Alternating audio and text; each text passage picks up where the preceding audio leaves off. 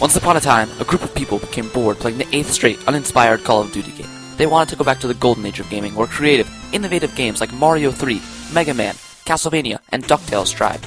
So, they formed Yacht Club Games and went to Kickstarter. Fast forward a little while later, and we've got Shovel Knight. But, does Shovel Knight match the classic games that inspired it, or does it surpass them?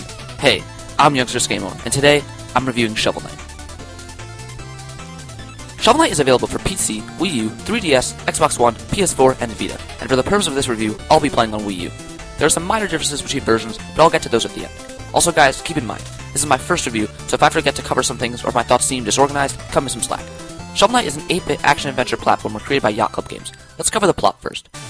At the beginning, the game tells you that long ago, the land was untamed and roamed by many adventurers, and that none shone brighter than Shovel Knight and his female companion, Shield Knight.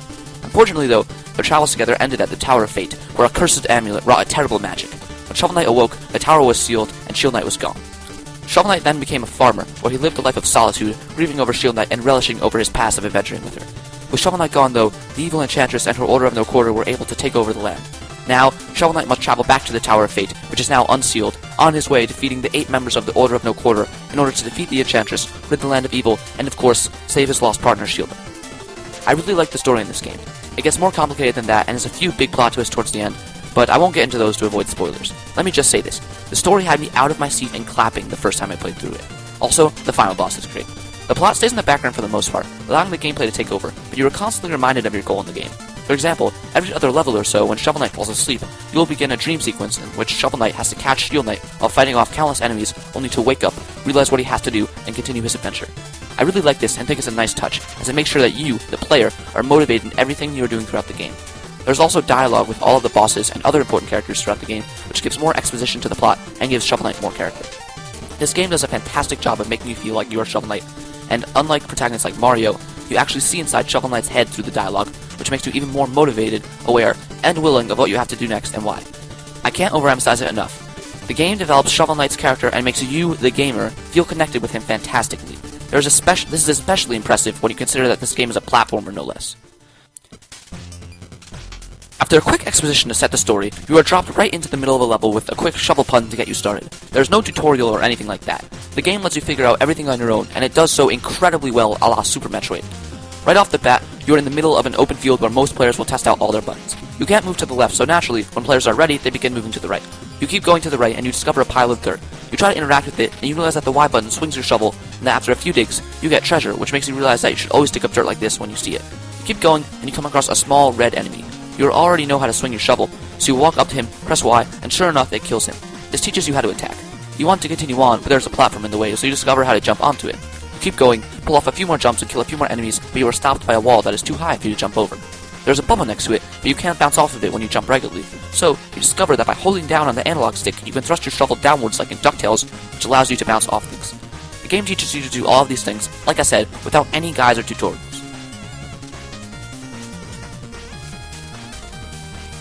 When you get to the end of the Plains of Passage, which is the first level of the game, you meet Black Knight, an anti-hero who soon becomes one of the most important characters in the game. He's a really great character, and his fight is really good too, and it's also challenging for the first stage in the game. Actually, that is the case with pretty much all of the bosses. They each have distinct, well-developed personalities, and there's not a single fight that I don't like, except for maybe King Knight.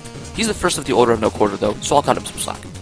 Each boss has several different attacks and movement patterns, which makes predicting them hard and prevents the boss fights from being expose their weak point, then wash, rinse, and repeat until dead, like is the case in so many other platformers. Each boss can be defeated in an almost unlimited amount of ways, and it is up to the player to quickly react and determine the best way to deal with the situation using the relics he has at hand. Oh yeah, maybe I should explain those really quickly. In almost every level, there is an item or a relic to be found. Relics are tucked away in secret, hard to find, and hard to get to places, which make them feel really rewarding once you do find them. Unfortunately though, Chester, who is found in these treasure chests, got to them all first, and you still have to buy them from him. This is usually not a big deal, since they are not too expensive, and gold is often found in excess thanks to a system I'll explain later. If you want an idea on how hard to find they are, I only found about half of them in my first playthrough, and I took every chance I could to explore. Each relic does something unique, such as shooting a ball of fire, or temporarily turning you invincible, or allowing you to fly horizontally for small distances at a time. Each of the relics costs magic to use, which is in limited supply, so all of the relics feel useful, but none of them feel overpowered. If anything, the Flare Wand might be a little too good, allowing you to take out most enemies from afar without the risk of taking damage. But here's the thing, I didn't even have the Flare Wand through the entirety of my first playthrough. As a result of the relics I had, my first and second playthroughs were entirely different. By the way, I want to strongly discourage using a guide to play through this game. You'll have so much more fun using the things that you discover on your own and figuring out your own way through. It's your adventure. I guess I'm probably doing this backwards, but now I'm going to talk about the stages themselves. Every stage is unique and is centered around its own unique theme. For example, the Iron Well is a water level, the Lost City is a lava level, and the Lich Yard is a graveyard. However, the levels are not constrained by stereotypical stage themes. Every part of every level is unique. For example, in Propeller Knight stage, in one part you have to work your way across platforms through the air by bouncing on enemies, then you have to travel upwards, and then you have to navigate your way through the ever-changing winds avoiding enemies and one-hit KO spikes. Unlike other platformers, Shovel Knight doesn't reuse things. No part of any level feels anything like any other part of any other level. Each part of the game is inventive and fresh, and you are always kept thinking about what you're doing throughout your entire adventure. Shovel Knight is not a game like Mario that you can just run through. Every section of every level offers a unique challenge that makes you think about how you're going to approach it. Each enemy is also a challenge on its own. Every enemy and every platform is strategically placed, and what relics you decide to use and how will make your playthrough different from any other.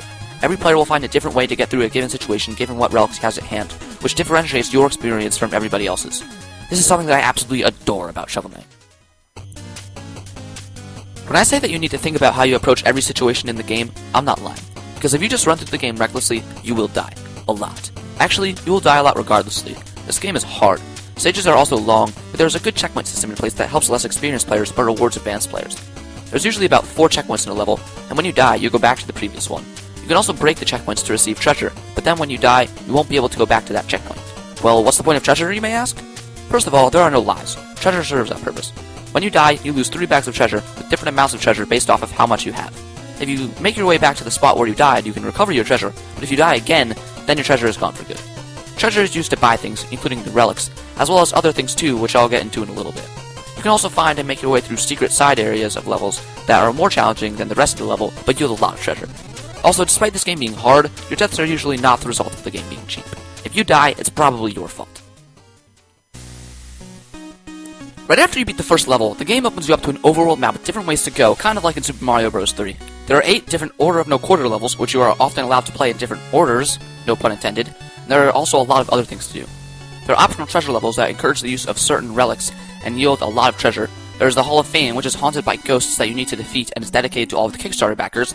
There's the Lair of the Tropical King, who is a half-apple, half-trout king, who gives you potions or ichor that can aid you on your quest if you have available chalices. Psst, they're like bottles. Throughout your adventure, wandering travelers may also appear on empty spaces on the world map. There are 4 of them total if you don't count Black Knight, and they each provide some rich dialogue and a challenging fight that is up to par with the other bosses in the game. They just don't have their own levels. They are a nice distraction from the rest of the game and do a really good job mixing things up. There are also 2 Zelda 2-esque towns scattered throughout the world map, one that you gain access to early in the game, and one that you can only get to later in the game. The towns are full of lively characters that provide life and character to the world, and give you tips for your adventure. There are also things to spend your treasure on. In the first town, you can buy meal tickets and use them to raise your HP, as well as magic drinks, which increase your maximum magic supply. In the second town, you can buy various different armors and shovel upgrades, which enhance Shovel Knight abilities and give him new ones. I would have preferred even more upgrades, because there honestly aren't too many, but they are a nice inclusion and do a good job keeping the gameplay fresh. It's also the player's choice which skills he should get, which is always nice.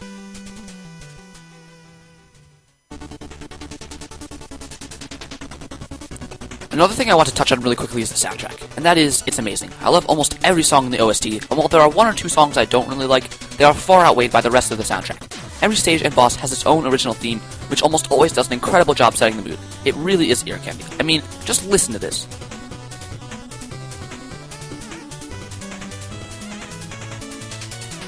So by this point, I'm sure you can tell that I absolutely love Shovel Knight. That being said, like any other game I've ever played, it isn't perfect, however close it may be. The complaints I do have, though, are minor, and would barely even be worth mentioning normally, but since this game has no major flaws, I guess I'll just point them out.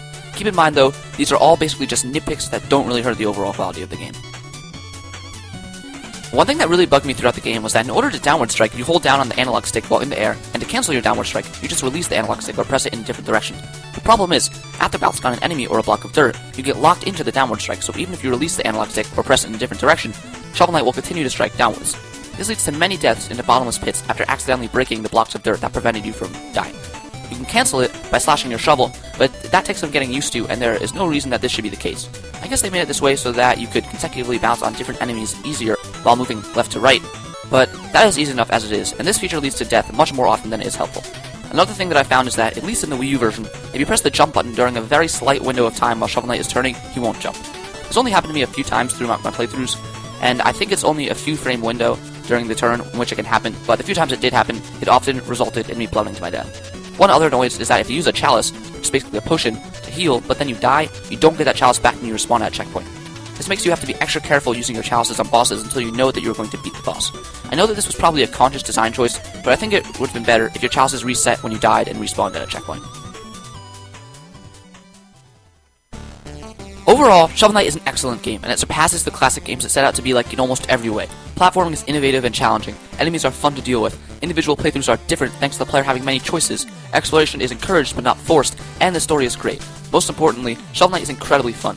Even when I had to replay segments of stages over and over again when I died, I was smiling the whole way.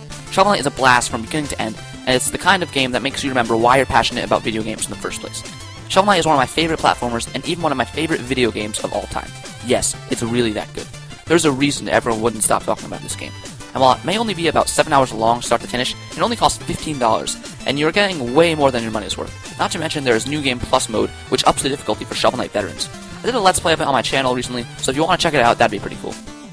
As for what console to get the game on, the Xbox One or PlayStation 4 would be best if you have one of those. They each have their own exclusive boss fight, Xbone having the Battletoads and PS4 having Kratos to make up for the game coming out late on those consoles. Definitely don't get the game on the 3DS or the Vita though, because sometime down the line a battle mode is coming out featuring the Order of No Quarter, but it won't be available on handhelds. Oh, and free DLC in the form of Plague Knight, King Knight, and Spectre Knight campaigns are also coming out, which will extend your playtime even further, making Shovel Knight an even greater bang for your buck. I'll probably do a Let's Play on those too, so watch out for that. If I haven't swayed you already, I don't know what else there is that I can do. Shovel Knight is a creative, fantastic pinnacle of a game that reminds us what video games should strive to be like, and if you pass on it, you are only doing yourself a huge misfortune. Do yourself a favor, go out there, and pick it up. I'm Youngster Skaymore, and I give Shovel Knight my wholehearted recommendation, and I give Yacht Club Games my wholehearted praise. I cannot wait for what the Young Studio has in store for us next.